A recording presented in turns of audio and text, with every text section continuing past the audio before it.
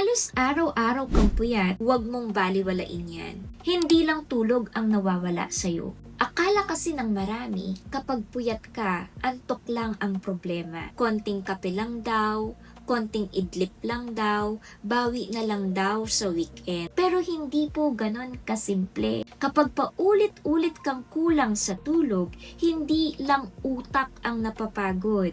Pati hormones, blood sugar, blood pressure, puso at immune system mo ang naaapektuhan. Ang delikado dito, kapag paulit-ulit kang puyat, unti-unting naaapektuhan ng blood pressure, blood sugar, hormones, puso, utak at immune system mo. Una, pwedeng tumaas ang blood pressure. Pangalawa, pwedeng lumala ang insulin resistance at diabetes risk. Pero yung pangatlo, ang pinakadelikado. Pwedeng tumaas ang risk mo sa heart disease at stroke. Mapapansin mo to sa araw-araw. Paggising mo, parang hindi ka pa rin nakakapagpahinga. Sa umaga, kape agad para lang maka-functions. Paghapon, bagsak na ang energy mo. Paggabi, puyat ulit dahil sa cellphone, trabaho, stress, or binge watching. Tapos kinabukasan, paulit-ulit na naman. Minsan napapansin mo rin na mas malakas ang cravings mo sa kanin, sweets, milk tea, or snacks kapag kulang ka sa tulog. Hindi yan coincidence. May epekto ang puyat sa gutom, cravings, at blood sugar mo. Ganito kasi yan. Kapag kulang ka sa tulog, tumataas ang stress hormones ng katawan. Kapag mataas ang stress hormones, pwedeng tumaas ang blood pressure at blood sugar. Naaapektuhan din ang hormones na kumokontrol sa gutom at kabusugan.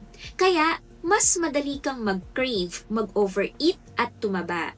At kapag matagal itong nangyayari, mas nahihirapan ang katawan mong mag-repair, mag-regulate ng sugar at panatilihing healthy ang puso at blood vessels. Kaya ang puyat, hindi lang simpleng antok.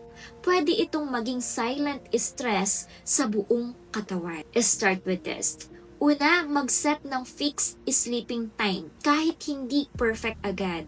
Pangalawa, bawasan ng cellphone, bright screen, TV or TikTok scrolling at least 30 minutes bago matulog. Pangatlo, iwasan ng kape sa hapon kung hirap kang makatulog sa gabi. Pang-apat, gawing mas madilim, tahimik at malamig ang kwarto kung kaya. Pang-lima, kung hindi ka makatulog dahil sa stress, mag-try po mag-deep breathing, prayer, journaling, or light stretching bago matulog. Hindi kailangang perfect agad. Ang goal muna, mas maging consistent. Pero hindi ibig sabihin na isang gabi kang puyat, magkakasakit ka agad.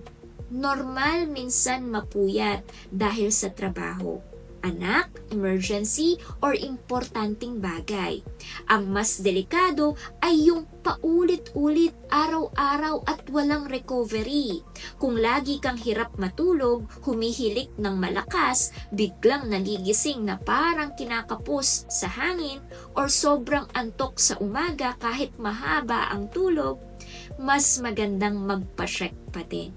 Baka hindi lang simpleng puyat ang issue. Kung may kakilala kang laging puyat at sinasabing, kaya ko pa to, send mo sa kanya itong video na to.